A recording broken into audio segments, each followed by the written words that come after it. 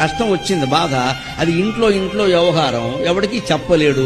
ఎవరికైనా చెప్తే నీ కర్మ కొద్ది జరిగిందంట, చెప్పలేడు. అలాగని చెప్పకుండా లోపల మర్చిపోలేడు. గుడగడి గుండెపోటు వచ్చేస్తుంది.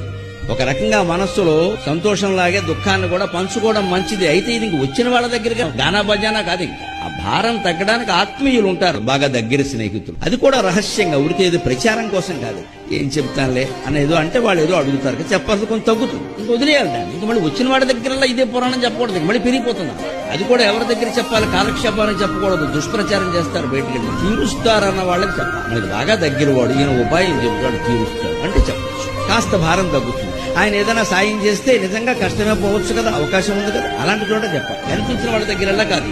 ఎప్పుడు కష్టాలే చెప్పామనుకోండి, ఈ దేశంలో పెద్ద ప్రమాదం ఏంటంటే శనుగొట్టు మొహం ఎప్పుడు కష్టాలే చెప్తాడు. వీడి జీవితంలో సుఖాలు లేవని మన ఇంటికి వచ్చేవాడు కూడా రాడు. వీడి మొహం చూస్తే మనకి కష్టం వస్తుంది. ఈ ద్వారం నుంచి బయట